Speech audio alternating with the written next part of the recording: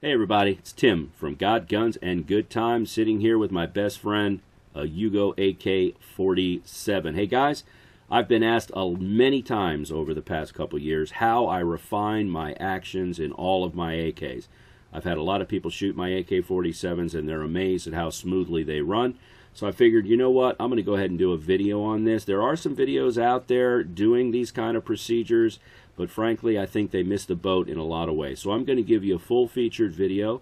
I'm going to demo the whole process, just pieces of it. I'm not going to make you sit here for 2 hours, obviously, and watch me do it. But this is something that I think everybody who has decided to bring an AK-47 into their life needs to know how to do.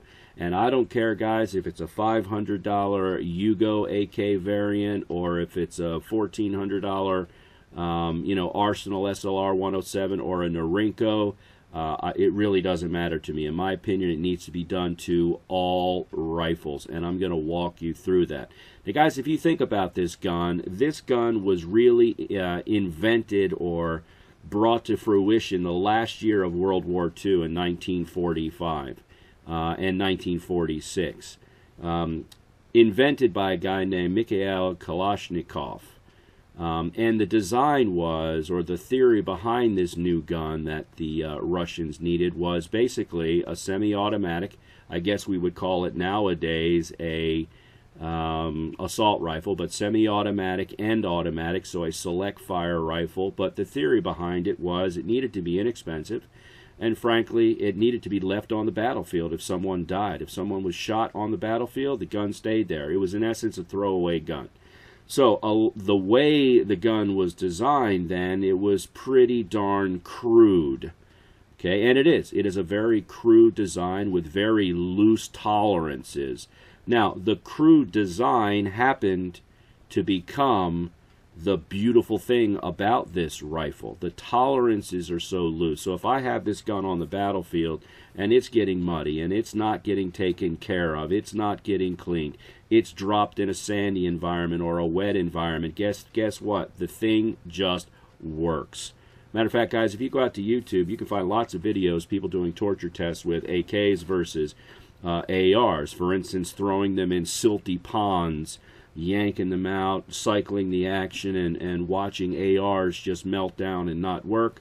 And the old boat anchor here just keeps chugging along.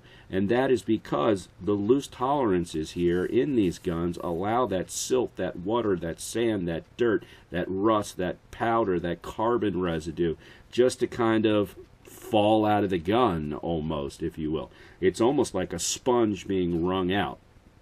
And this crude design really lends itself to the reliability of the guns. Now, maybe they're not the most accurate guns in the world, but I would tend to argue some of that. No, you're not going to be, pinpoint accuracy out to 1,000 yards with it, but that's not what it's designed for. You certainly can hit an 8-10-inch plate at 500 yards with this AK right here. If you had eyes, like I don't, with iron sights. Easily done for someone who can shoot.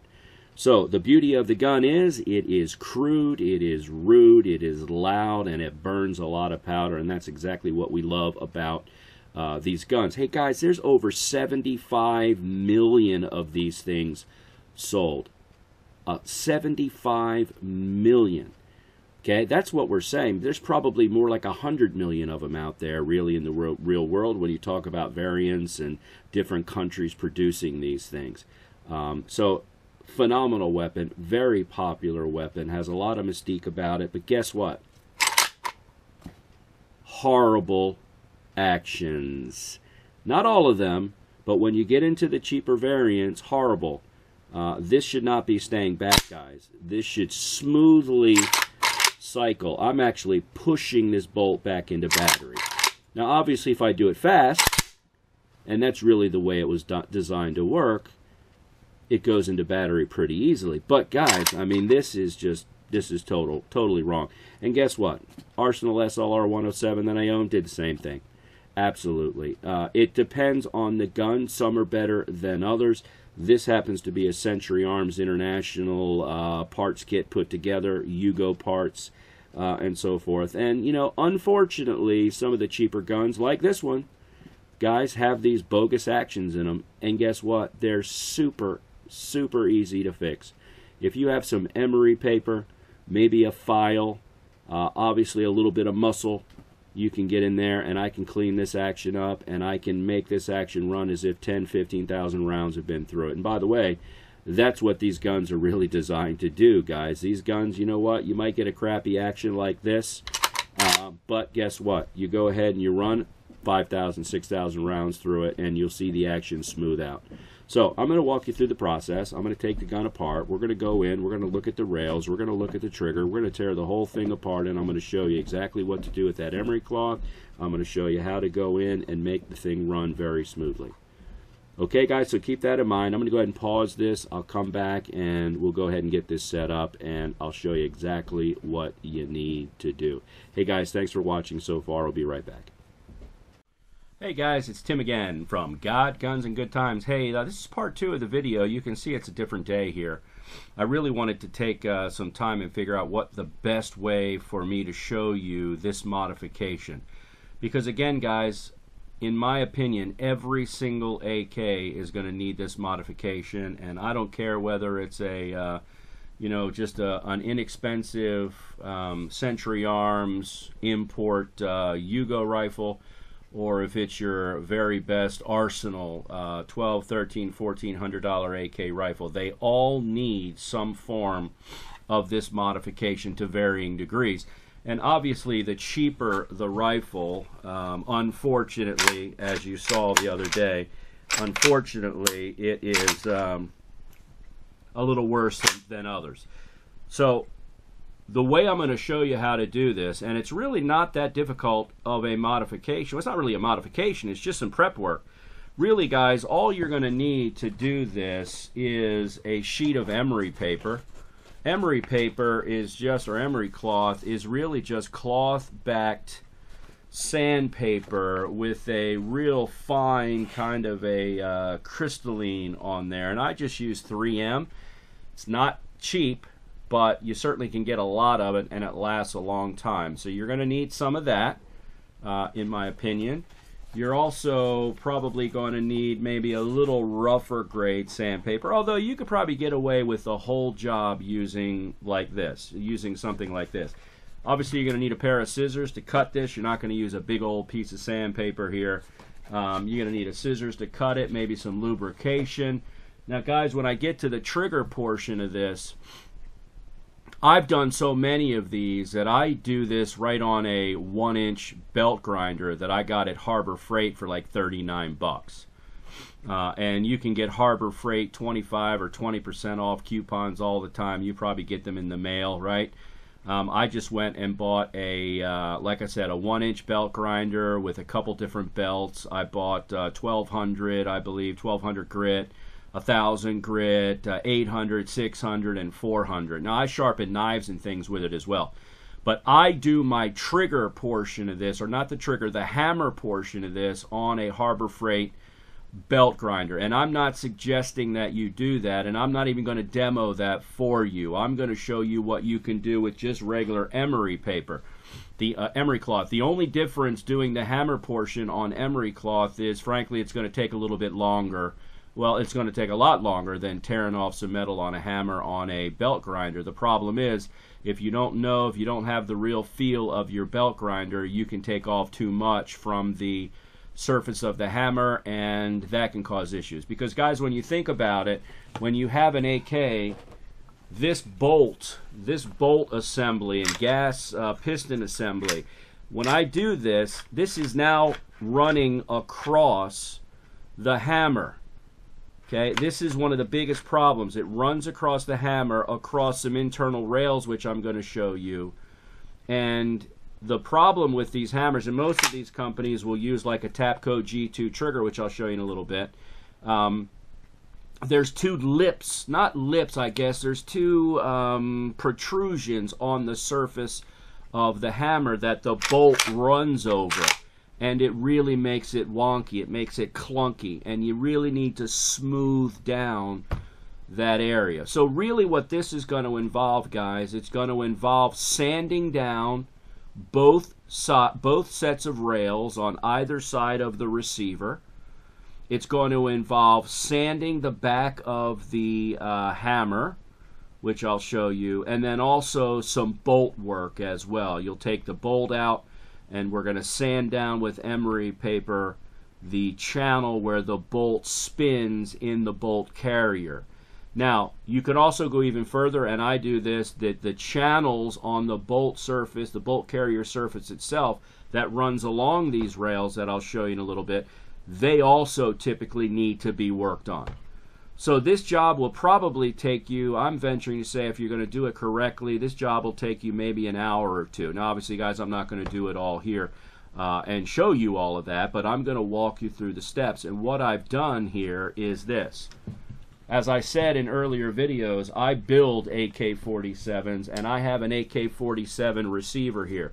This is a Nodak Spud, and this is what I use for all of my builds. I find they're the best receivers. Nodak SPUD, Nodak Spud. You can go to nodakspud.com, and they sell receivers pretty much for any kind of a build you're going to do. This happens to be a Yugo receiver. It's a bulge trunnion receiver, which is exactly what some of these Yugo weapons use. I build Yugoslavian weapons because the part kits are reasonable and they're in really good shape typically. So I'm going to demo a lot of this right on here because frankly the trigger group is out of it. It's easier to see that way. Later on at some point I will do a video on how to take the trigger mechanism out of your weapon. How to do that. That's really not what this video is about. I'm simply going to be talking to you about how we can take the surfaces that are rubbing during the action sequence and fix the problem. That's what I'm going to be talking about here in this video. So the first thing you're going to do, obviously, is take your weapon apart, right? Obviously, we don't want a loaded weapon here. Unloaded magazine.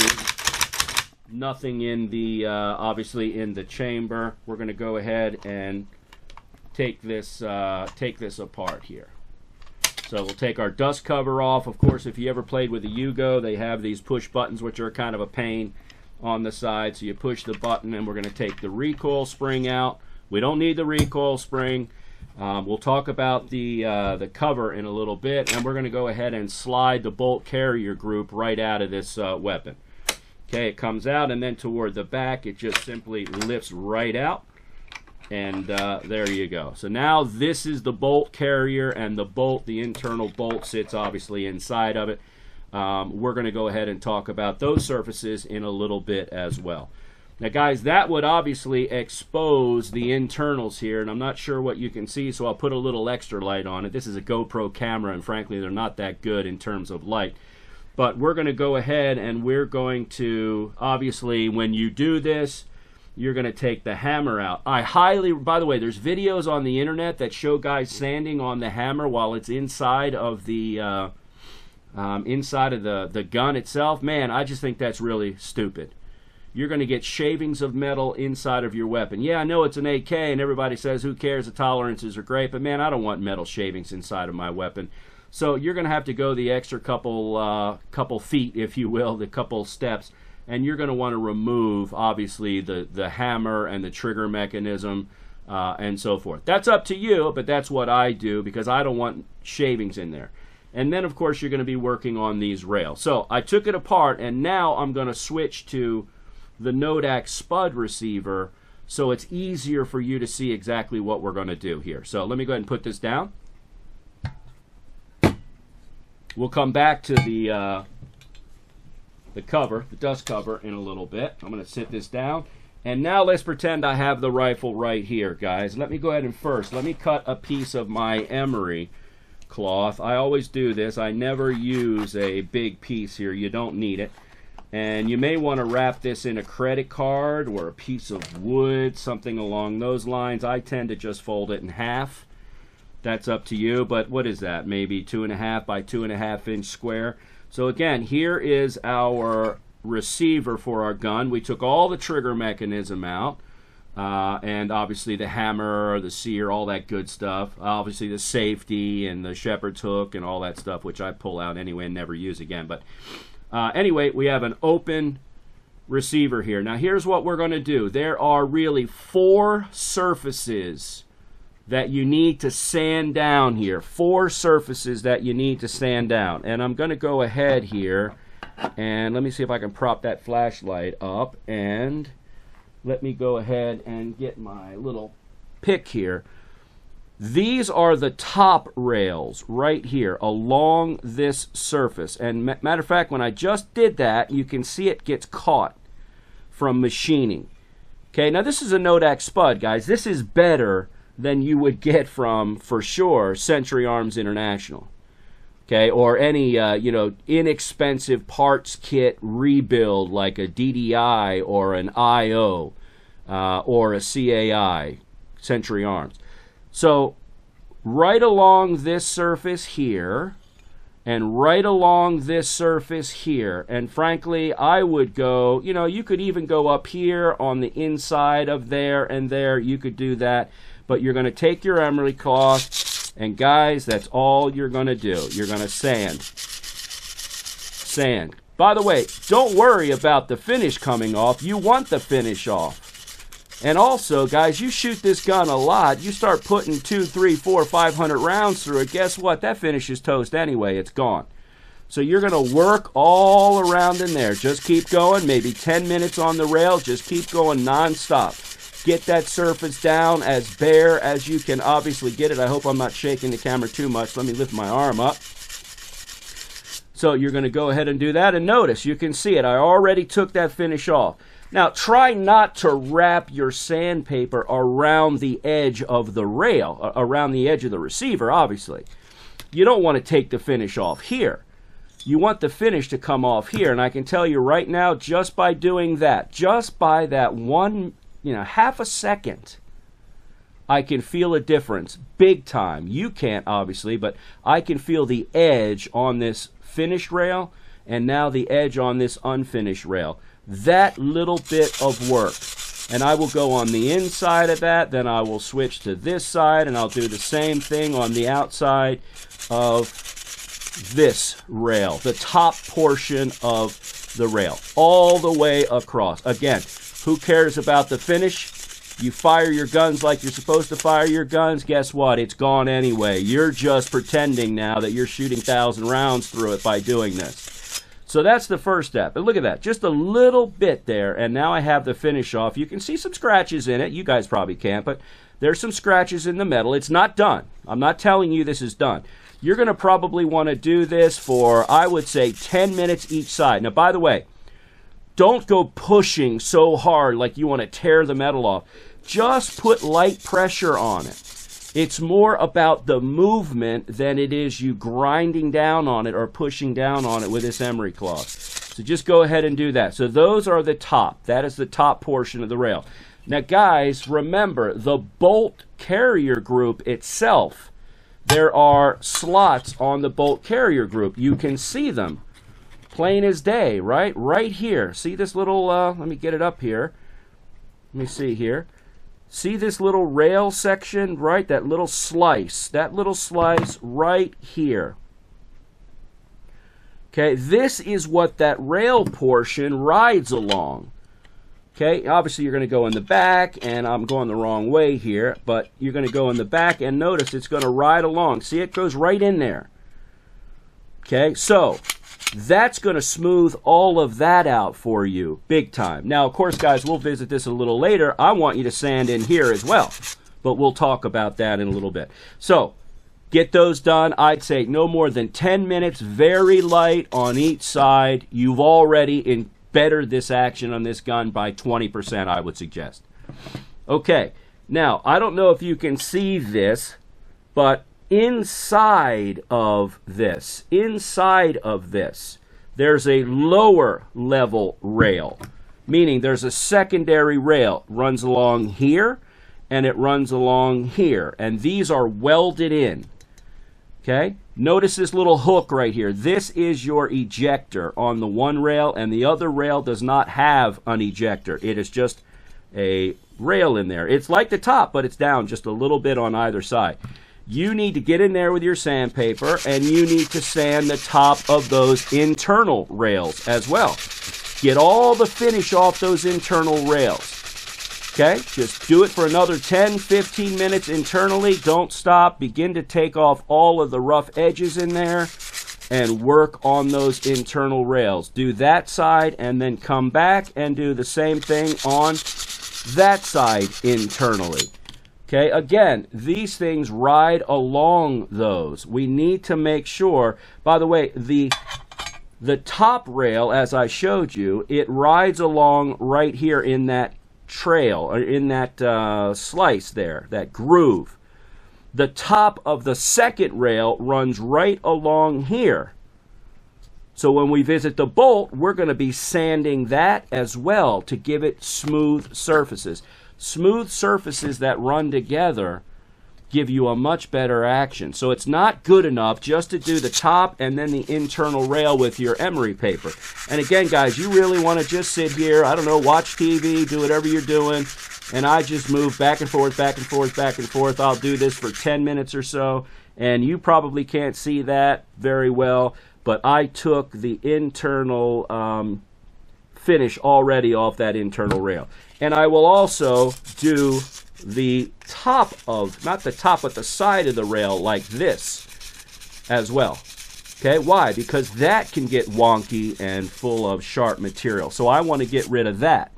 I'll do that, and I'll do the same thing on this side and get all of that cleaned up. Right there, you could stop. You're not going to have an awesome action, but that's going to fix your problem maybe by 40%, just doing the rails themselves. Okay, so that's what I do on all of my receivers. Again, take out your internals and clean it up, blow it out with some compressed air when you're done, and I immediately will frog lube it. Okay, I will frog lube it. Guys, don't worry about rust. I hear that all the time on the internet. Oh, if you sand your rails, you're going to get rust. That's total hogwash. Clean your guns. Lubricate your guns. I don't care if it's finished or not. If you don't clean and lubricate your guns, guess what? You're going to have rust anyway, so it's not a big deal. I've got guns that I did this on 5, 8, 10 years ago on AKs, and guess what? I have no problems. I've guns that I've never done this on that have rusted in the past. So I find that to be a little bit disingenuous when I hear it. Okay. Next step. Once you get all that done, and I just have a Tapco G2 trigger here, because again, I build these things. This is just a Tapco double hook G2 trigger. Some would argue they're good. Some say they're bad. They're okay. They're not great triggers. They're not bad triggers. They're inexpensive triggers. And obviously with the 922R compliance, this is going to count as one part you can change to cut down on the amount of international or imported parts you're using. But anyway, that's a Tapco G2 trigger. And instead of taking this apart right now, I have the trigger right here that I've taken out. And I don't know if you can see this, guys. I hope you can see it. But right along, this is the back of the hammer. The back of the hammer. When the bolt comes back along this surface, it goes like this, and it knocks the hammer back, and it rubs along that surface there. Okay, and this surface has these two ridges on it. And I hope you can see the ridges. You probably can't, but I hope you can see those ridges. They are right here. Right there is a ridge, and right on the bottom right there is a ridge. Okay, there and there. This should be a smooth radius. As a matter of fact, if you look at an international trigger, meaning a real trigger that was produced by the company, by Yugo or whoever the Ismatch or whoever the company was that made the AK, I mean real military AKs that were actually used, this is a mirror after it's been used so many times, and these ridges are gone. These ridges serve no purpose in my opinion. Tapco would say they're there for strength, and I would agree if you sand the heck out of these ridges and get rid of them. Well, if you sand the heck out of and take off too much material and get rid of them, you're going to have potentially a problem. But we're not going to do that. you're going to take your emery cloth the same way, and I normally will put it down on a piece, on a table, and I will go ahead and I will just lightly run this across there to get the finish off, to begin taking down that hump on the actual trigger itself. As I'm doing, I'm smoothing it out. Now, one point of caution. This is probably the trickiest part of the whole job. One point of caution. You want this ridge, when you're done, to be as close to gone as possible. There's two of them. Lower ridge here, and upper ridge. You want them to be gone. You want it to be a smooth arc, but you want to do it with taking as little material as possible. I can knock this out on a bench grinder in literally about 20 seconds. If I do it by hand, I could get it done in a half an hour. If you've never done it before, you should be taking an hour to an hour and a half to do this, because you should be paranoid about it when you first start doing it. Okay, your gun's not going to blow up. Don't get any ideas like that. But we want to have beef. We want to have mass in that trigger. So if I were you and you've never done it before, just start off, put it on a hard surface, and run it across. That's the upper, and then switch it and run it the other way. Okay? At the very, and by the way, what I would say, if you've never done this before, what I would say to do, and believe it or not, I've knocked down those almost just a little bit right now. What I would say to do if I were you, and you've never done this before, guys, I would sand this, work on it a little bit, put it back in the gun, reassemble it, throw the bolt, see if it's better. If it's not where you want it, take it back out, go back to it, start sanding and sanding and sanding and sanding again, working those two ridges down. Okay, that's what I would do. Keep putting it back in, taking it out. Putting it back in, taking it out. Now, I don't do that because I've done probably 50 of these things. Okay, I can tell when it's done. I can zip it on a 1-inch belt grinder and I'm done. But when you're starting out the first time I ever did this was on a little Yugo pistol, by the way. And it took me about an hour, hour and a half, and I got it perfect. Okay, so you're going to do that. The next thing I want you to do is right in here on this internal flat surface here and the internal flat surface here, there and there, which is where it holds it holds the trigger back. I would also sand in there. I would sand there. I would sand on either side of the back, or the front, I guess you would say, of this hammer. I would get in there and I'd work all that finish off and smooth it up as well. Don't take a lot of material off here, guys. Just smooth it down. Get the, the finish off. You'll see if you look at this, there's machine marks in there. Get rid of those machine marks lightly. Work that trigger, work that hammer, get it all off. So really there's two surfaces on the hammer. The back portion of the hammer, you want to really alleviate as much of that bump there, and then the back side of this and the back side of that. Sand that down, and if you want, sand a little bit in here. Okay? That's what I would do there. Next, what I would do is work on your bolt carrier group, and there's a bunch of different places in here I would sand. As I said, sand in this groove right here where the upper rail runs. Just go ahead and put your sandpaper in like that. Run it. Spend a minute or two, 2-3 minutes. Run it, run it, run it, run it. Get it smoothed down. Do the bottom there. Get that smoothed down. Okay, go over to the other side. Do the other indentation or the channel for the rail.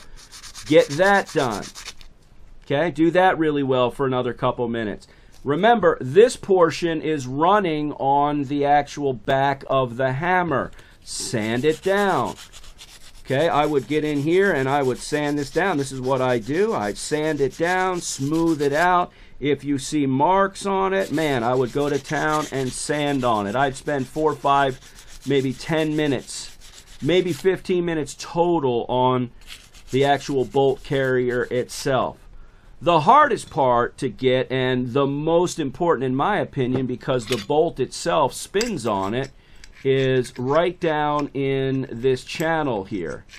Okay, right down where this bolt rides, it comes up and it spins. That's where I would also sand in there as well. Okay, right in there. When it comes up, it spins. So, right in here, all in here, I would lightly sand. And if you look on this one, it's not, well, yeah, I can see some bumps right in here. Tool marks. I would go ahead and sand all of this stuff off. Not a lot, but I would just get my sandpaper in there, roll it up. Some people put it on like the back of a pencil. Get in there and you know what? Watch TV and just work on this for 10, 15 minutes. Okay? When you combine all of this effort and work, I am telling you, you're going to have an AK-47, an action that is smooth as silk. You won't have any of those problems racking the bolt and having it stick. Okay, when I get this done, I'll do another video, a post video, and I will show you how this gun, this action, will not stick anymore, guys. So if you just work diligently, don't take off too much material. If you're not ready for a bench grinder, don't use a bench grinder on the back of the hammer itself. Just work it with your emery cloth. This is, I believe, this is fine emery cloth. So it's like, I don't know, 700-800 grit emery cloth. That's really all you need. If you don't have emery cloth, just use regular sandpaper. That's fine. What I like about emery cloth is it bends a little bit more. So guys, if you put the effort into this, you're going to have an AK-47 that's going to run smoothly, just like you went out and bought an Arsenal, worked on an Arsenal. This gun is going to run better than any Arsenal coming off the showroom floor. May not be as good of a gun, maybe it's not built as well, maybe it's not as accurate, but action-wise, it's going to have a smooth as silk action, and that's what we want in terms of our guns, don't we? Hey guys, I hope you enjoyed this. I know it was a long video. Do me a favor, guys. Subscribe to my channel. If you're watching this on Facebook, please go over to YouTube and subscribe to it. Like it on YouTube for me. The more likes I get, the more people see this stuff, and I really want to spread the word, spread some of my experience with various things. So I appreciate it very much. Again, thanks for taking the time to watch it. Like, share, subscribe, please. Hey guys, as usual, God bless America. This is Tim from God, Guns, and Good Times.